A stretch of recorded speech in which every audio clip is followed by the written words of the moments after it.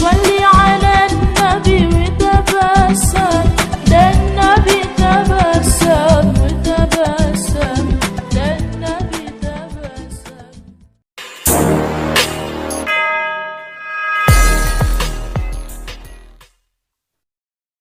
Rasulullah bertanya, siapa wanita yang paling bagus? Wanita yang paling bagus.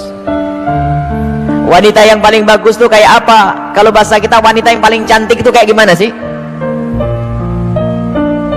Para sahabat Nabi bingung menjawab. Ada yang ngomong mungkin dalam hatinya berkata, mungkin sholatnya ya, mungkin puasanya, mungkin semuanya pakai mungkin.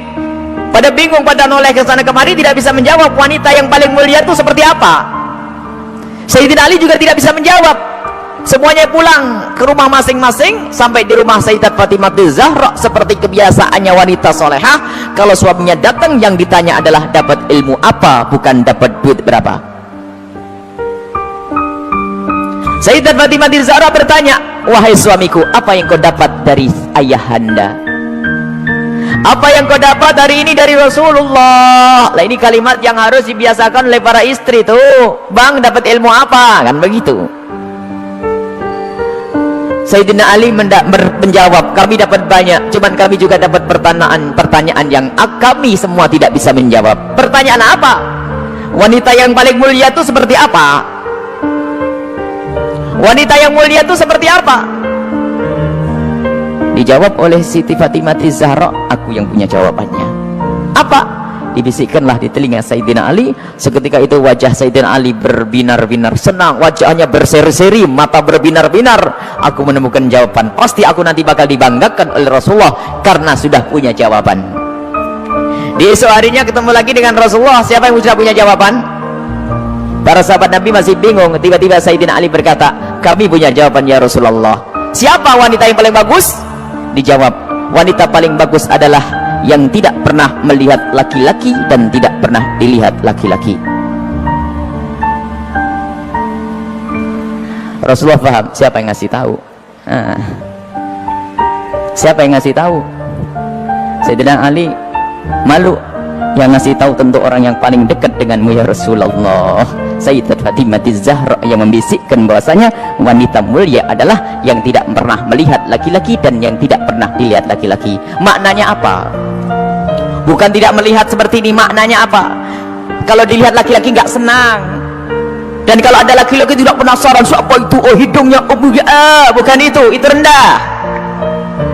Dan wanita mulia adalah di saat dilihat laki-laki itu merasa tidak nyaman, bukan malah goyang pinggulnya yang diuntakannya. Ini wanita-wanita rendah, malu kalau dilihat. Kalau merasa ada laki-laki memperhatikan, rasa risih, itu iman di dalam hatinya, itu kemuliaan, itu wanita mulia. Itu maksudnya, bukan lalu menutup, tak boleh dilihat, aku harus di kamar saja. Bukan, keluar dengan cara yang wajar, dengan mahram, dengan kelombongan wanita, dan dananya tidak pamer, yang sederhana.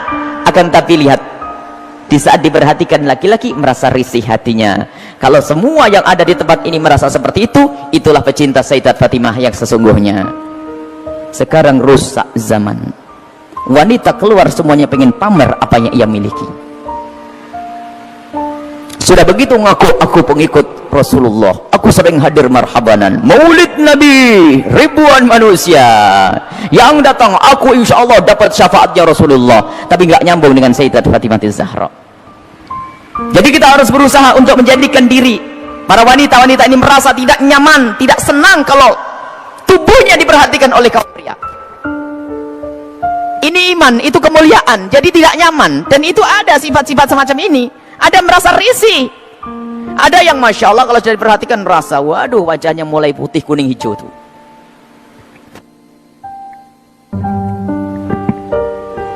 Ada kalau sudah diperhatikan laki-laki berubah semuanya, mulai cara berjalannya, mulai cara ininya masya Allah, sampai cara ngomongnya di model-model. Pasti itu wanita yang tidak pernah kenal Sayyidat Fatimah Zahra. Dan ini maksudnya tidak melihat dan tidak dilihat itu adalah menjauhkan hari hatinya rasa senang pamer dan dananya. Sampai suara pun dijaga, suara dijaga. Sayyidat Fatimah Zahra suara dijaga, dan rasa malunya sangat tinggi. Sayyidat Fatimah Zahra sangat malu, pemalu beliau itu.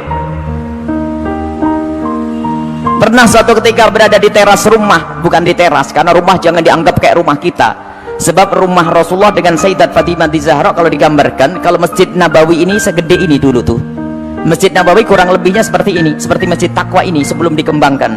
Jadi rumah Rasulullah itu, rumah Sayyidat Fatimah Zahra ada 5x5 di situ.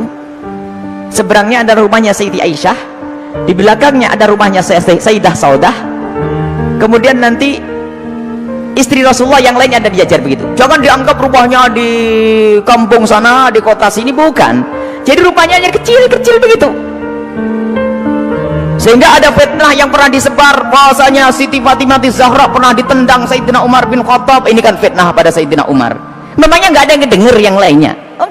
Kecil begini, kalau sampai Siti Fatimah sampai jerit-jerit nangis pasti kedengaran.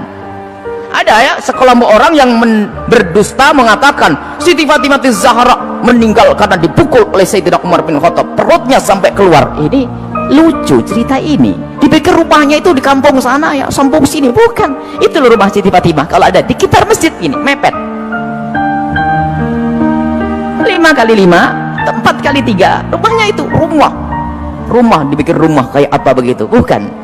Jadi rumah Rasulullah dan semua keluarganya itu kalau dikumpulkan hanya 200 meter. Allah. Dan sangat sederhana. Lah itulah, suatu ketika Sayyidat Fatimah Zahra berada di depan kamar, di depan rumah bersama Asma binti Umais. Asma binti Umais itu adalah bekas istrinya Ja'far At-Tayyar.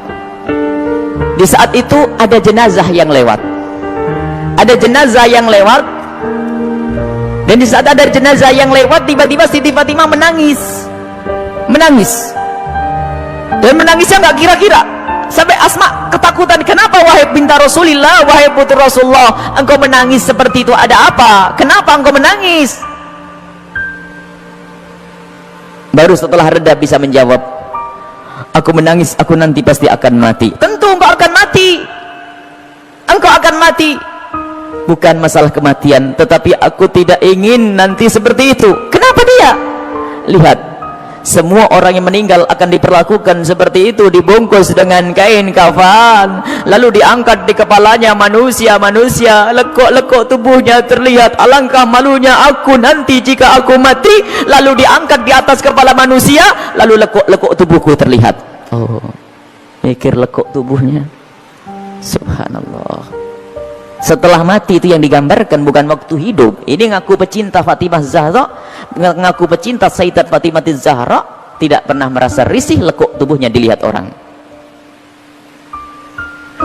Jadi Siti Fatimah Zahra itu merasa malu kalau nanti dilihat setelah meninggal. Lalu Asma bercerita, wahai Fatimah, waktu aku di Habasyah, aku melihat ada orang itu, kalau ada orang meninggal itu dibuatkan satu kotak, kemudian mayat dimasukkan ke dalam kotak, kemudian ditutup pelepah kurma sehingga tidak kelihatan itu. Kalau bahasa kita keranda.